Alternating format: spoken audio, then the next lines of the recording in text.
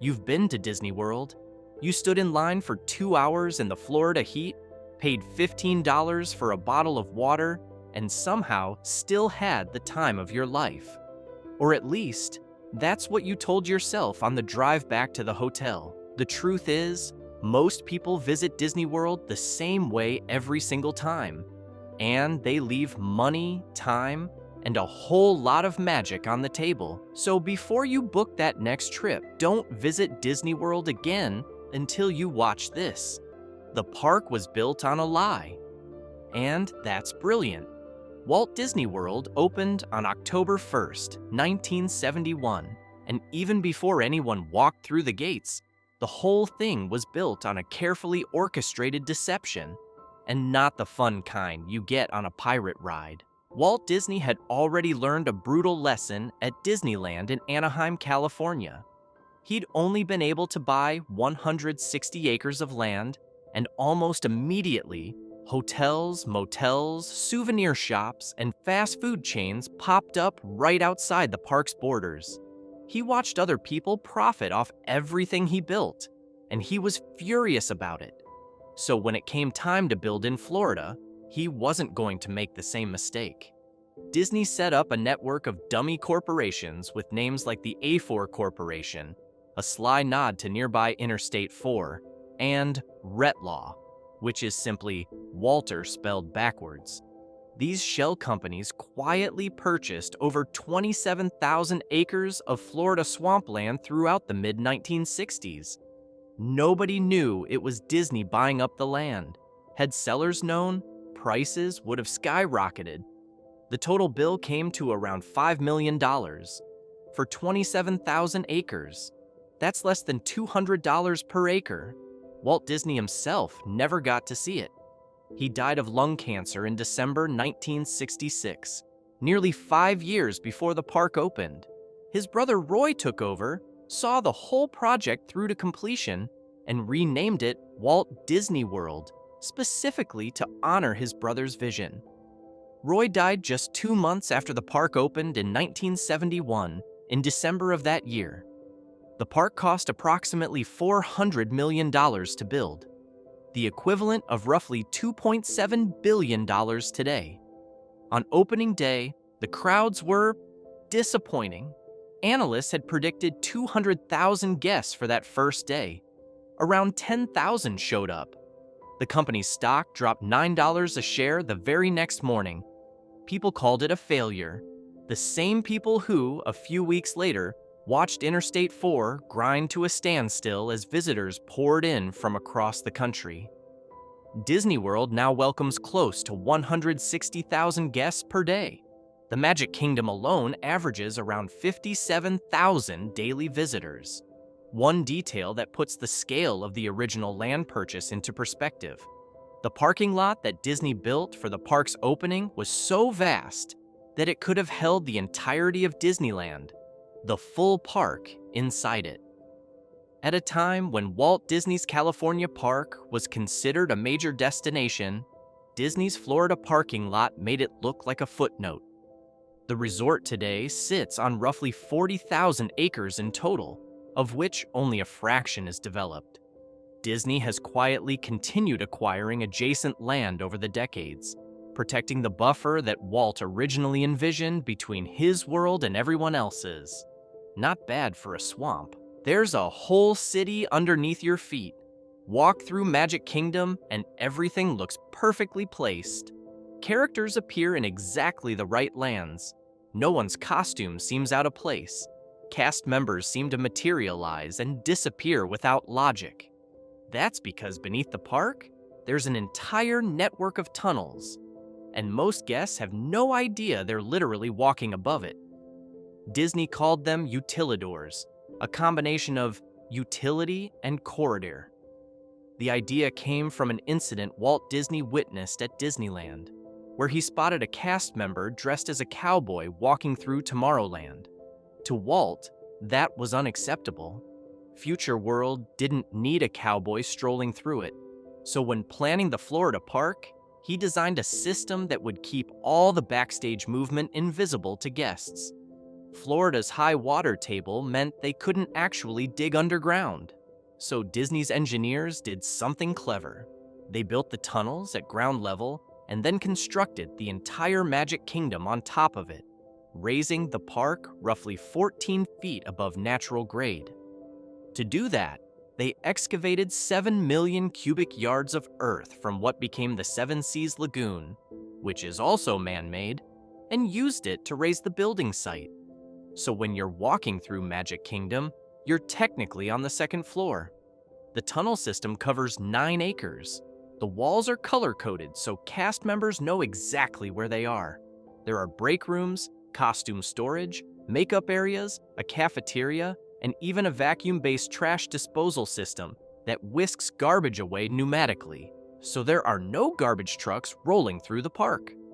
At one point, the tunnels housed what was the largest working wardrobe department in the world, over 1.2 million pieces of clothing.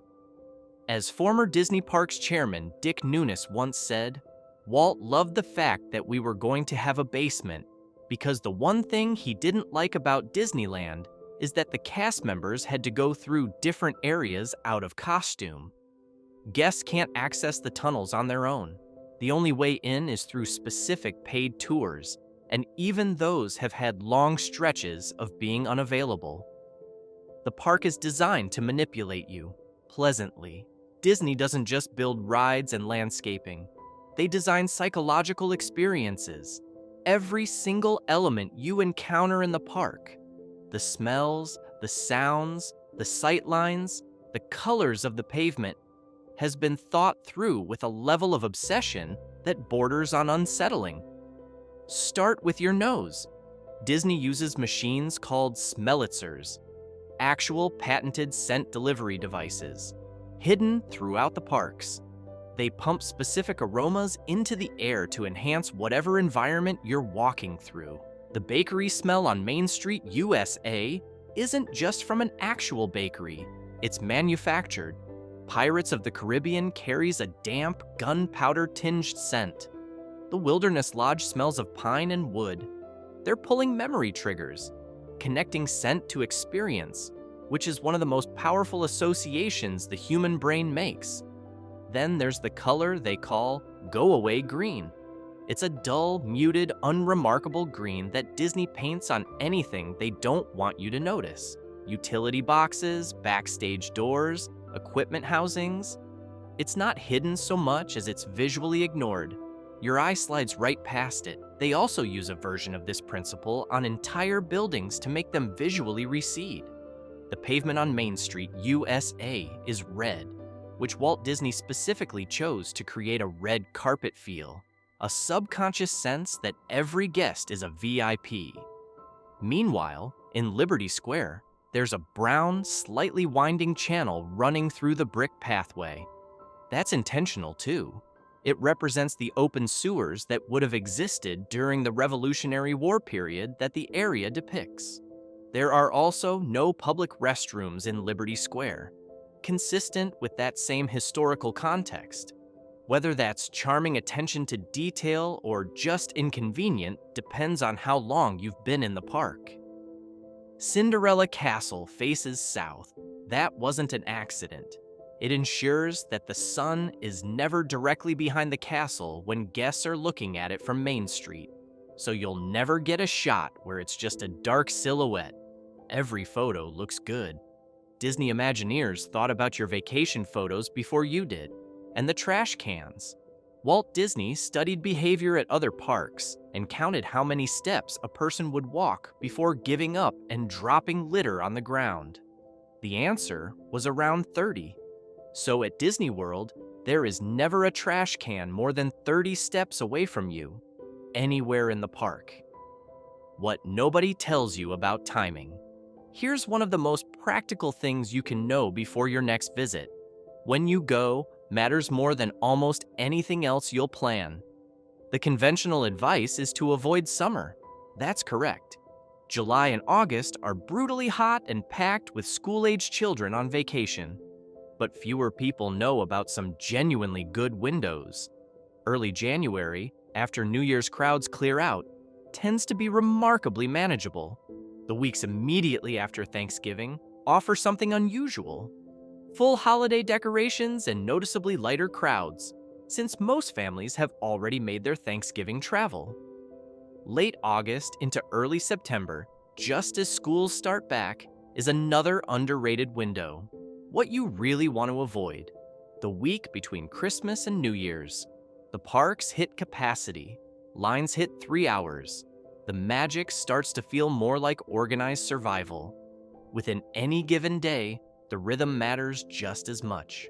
The crowd flow at Disney World is deeply predictable. Guests arrive at park opening, hit the most popular rides, then converge on restaurants at noon and again at 6. If you eat at 4 p.m. and ride during the dinner rush, you'll often find wait times cut in half on the busiest attractions. Ride when people eat when people ride.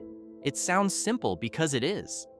Each park also has its own internal logic for how crowds move through it.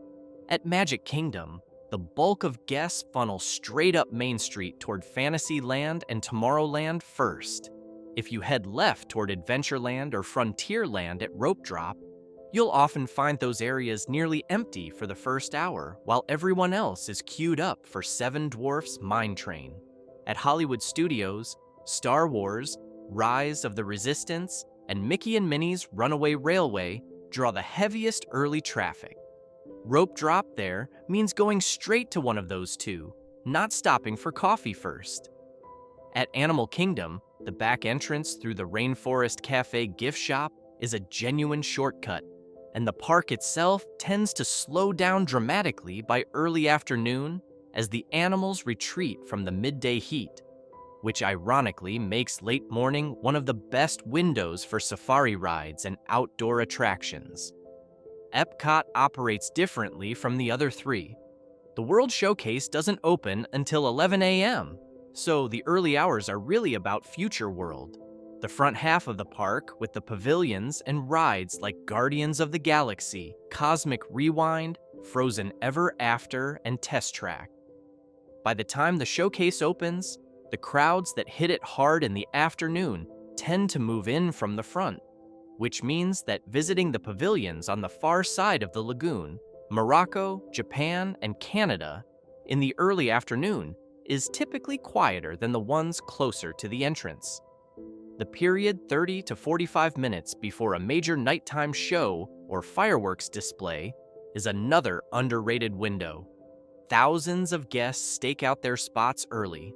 Meanwhile, wait times at popular rides like Space Mountain or the various roller coasters often drop to their lowest points of the evening.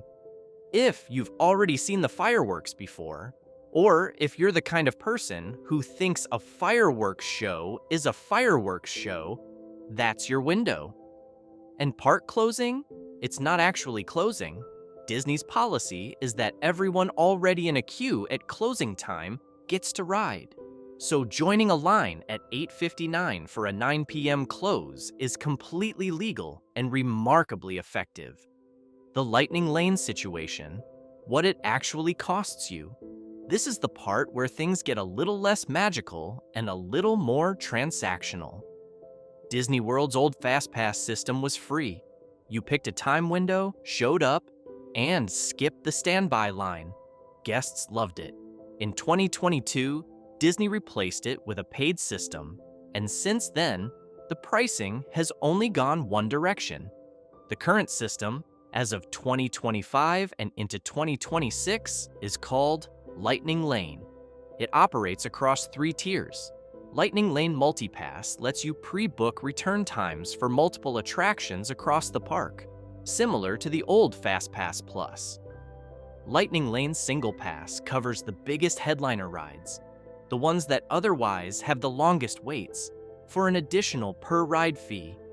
And Lightning Lane Premier Pass is a flat-rate option that gets you front-of-line access to nearly everything in one park for one day. Prices fluctuate with demand, and Disney's been aggressive about it. Since the Lightning Lane system launched in July 2024, multi-pass rates climbed as much as 55% in just over a year.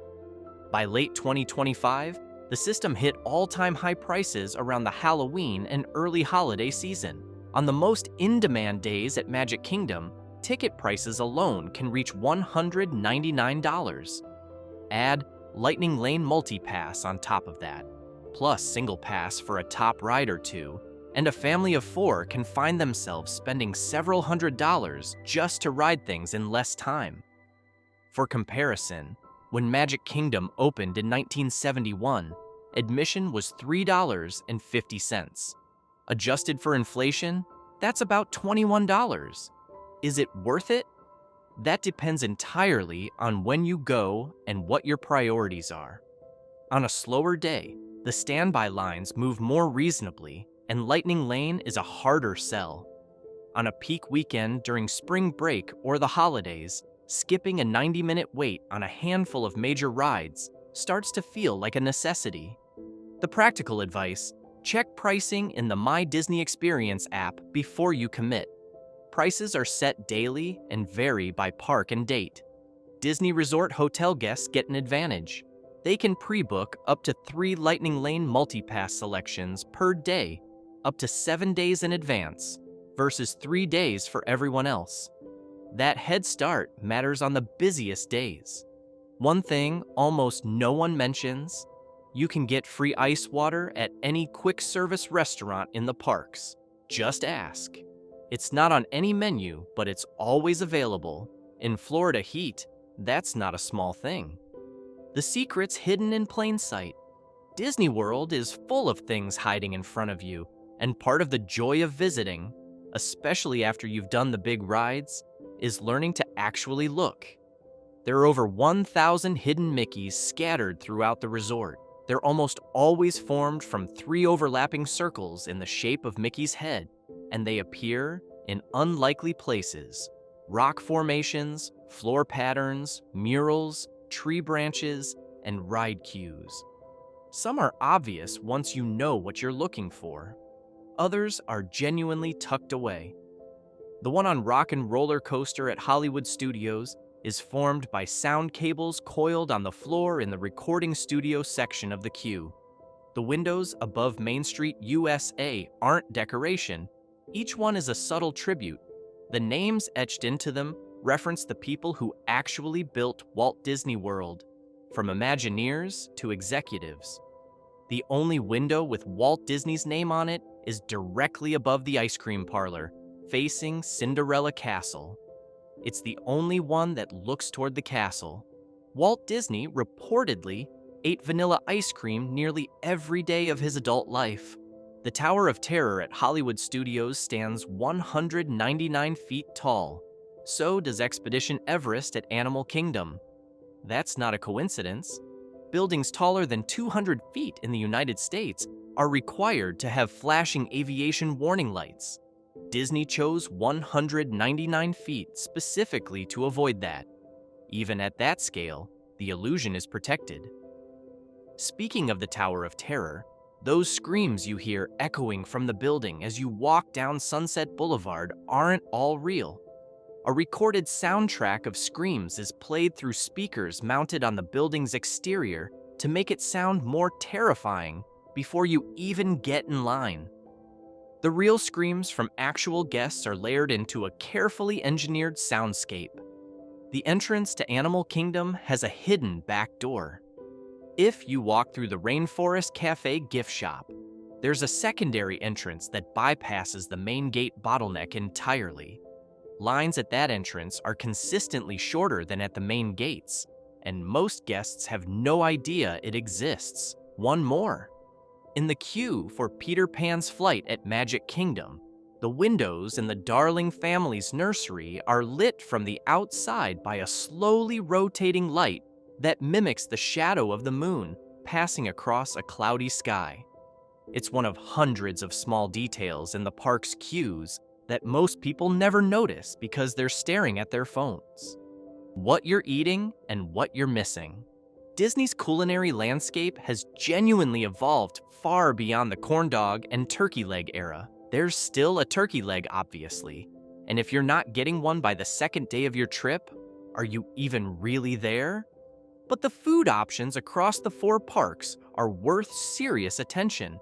The World Showcase at Epcot is where Disney's dining is at its most interesting.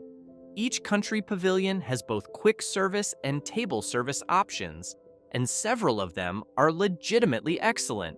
Not pretty good for a theme park. Excellent, but actually worth your time. Le Cellier Steakhouse in the Canada Pavilion books up 60 days in advance. The same is true for Topolino's Terrace at Disney's Riviera Resort, which offers character dining at breakfast with some of the rarest character appearances in the resort. Here's something that almost nobody uses. Disney's table service restaurants release cancellation slots constantly. Plans change, people bail, reservations open up. Checking the My Disney Experience app for same-day or last-minute availability, especially around 9 or 10 a.m. as guests finalize their day, regularly turns up openings at restaurants that show as fully booked months out. Several Disney restaurants have off-menu items that are quietly available to anyone who knows to ask. The Ohana Noodle Bowl at Disney's Polynesian Village Resort is a well-known example. Ohana itself is a prix-fixe dinner that costs considerably more, but the noodles are available as a standalone bowl from Tambu Lounge next door. You just have to ask. The Disney Springs area restaurants at Jock Lindsay's Hangar Bar and Skipper Canteen at Magic Kingdom also maintain small secret menus. Rather than eating every meal inside the theme parks, the resort's lounges are a genuinely underused option. Places like Nomad Lounge at Animal Kingdom or Trader Sam's Grog Grotto at the Polynesian Village Resort have full servers, a real atmosphere, and a menu of food and drinks, without the fixed pricing or the full table service commitment. You get a seat, a server, and a much lighter bill. It's also worth knowing that Disney's park restaurants strategically place their most affordable dining options in easy-to-miss spots. The quick service locations tucked away in the back of themed lands, rather than the ones right at the land's entrance, tend to have significantly shorter mobile order pickup windows during peak times, simply because fewer people think to order from them. Epcot's gardens, incidentally, grow over 30 tons of fruits and vegetables each year, some of which end up in the park's restaurants. The greenhouses in the Land Pavilion are part of an active research and growing operation. It's one of the few places in the park where the futurism that Walt originally envisioned for Epcot is still visible. Staying on property, is it actually worth it? Disney resort hotels carry a reputation for being overpriced. That's not entirely unfair. A moderate-tier hotel at Walt Disney World costs more than a comparable room at a nice hotel outside the property. But the calculation changes depending on how you're approaching your trip. The clearest tangible benefit is early theme park entry. Resort guests get access to all 4 parks 30 minutes before official opening. That's not nothing. 30 minutes at rope drop, before standby lines form, is often worth 2 or 3 rides on popular attractions. On a well-planned morning, you can cover a significant amount of ground before the general public gets through the gates. The 7-day advanced Lightning Lane booking window is real and meaningful. On busy days, the most desirable return windows for the biggest rides sell out quickly. Getting into the system 4 days ahead of general guests genuinely changes what's available. There's also a free water park visit on check-in day for resort guests. Disney's Typhoon Lagoon and Blizzard Beach each cost around $74 for adult admission. So for a family of 4, that's nearly $300 of value added if you'd plan to go anyway. Disney's on-property hotels span a wide range of price points. The value resorts, All-Star Movies, All-Star Music, All-Star Sports, and Pop Century are the most affordable, and they offer every perk listed above: early entry, the Lightning Lane Head Start, and free transportation.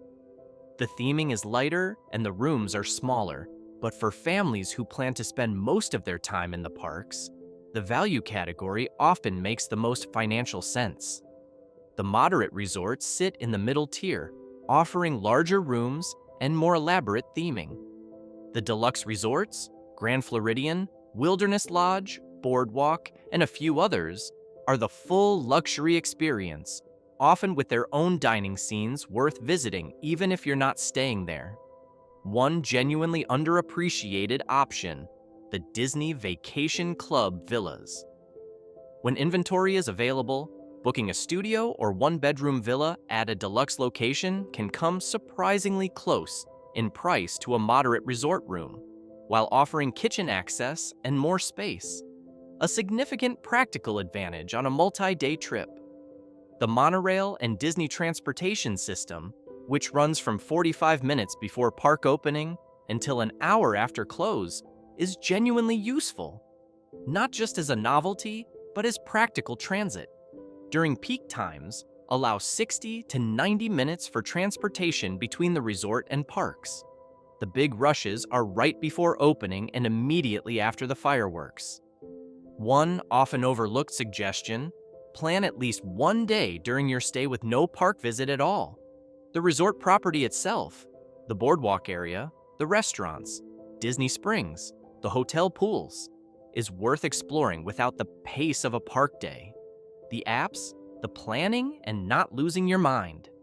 Walt Disney World runs on logistics in a way that few vacation destinations do. There's a planning layer here that separates a good trip from a chaotic one, and most of it happens before you arrive. The My Disney Experience app is the central hub for everything.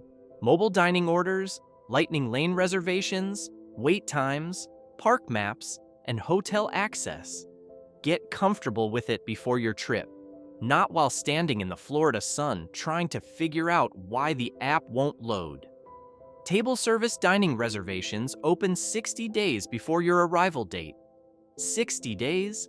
If you want Be Our Guest, Cinderella's Royal Table, or any of the busier spots in the World Showcase, you need to be on that app the morning the window opens, not a week later.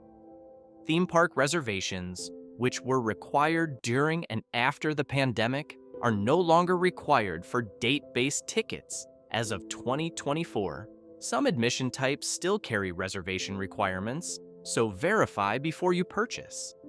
Mobile ordering at quick-service restaurants is essentially mandatory now on a busy day. Standing in a physical line at a counter service spot during peak lunch hours can add an unnecessary 30 to 45 minutes to your day. The app lets you place your order while you're in a ride queue and schedule a pickup window. Use it. The Play Disney Parks app, separate from My Disney Experience, is worth knowing about specifically for families. It offers location-based trivia and interactive games that work while you're waiting in queue. A few of the queues, particularly for Slinky Dog Dash at Hollywood Studios, have actual in-queue activities connected to the app. It won't fix a 90-minute wait, but it makes a 30-minute one feel shorter. On the physical side, the amount of walking Disney World demands is genuinely underestimated. Most guests log between 8 and 12 miles on a full park day. Footwear matters more than almost any other packing decision. Breaking in new shoes the week before your trip sounds obvious, and yet every day, thousands of people are limping around Tomorrowland in sneakers that were still in the box 48 hours earlier. Bring at least 2 pairs and rotate them between park days. Florida's weather is its own variable. Even in winter, afternoon temperatures in Orlando can climb into the low 80s Fahrenheit. From May through September, afternoon thunderstorms are not a possibility. They are a near daily certainty, usually arriving between 2 and 4 p.m. A compact poncho takes up almost no space and costs about $10 at a drugstore before your trip, versus $30 at a park kiosk the moment it starts raining. Pack the poncho. One final thing worth saying plainly: Disney World is the largest single-site employer in the United States. Tens of thousands of people show up every day to make the experience work.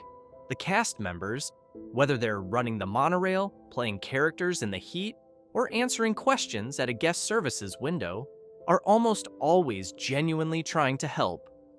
Treating them well isn't just good manners, it's also how you occasionally get small, unrequested acts of magic in return.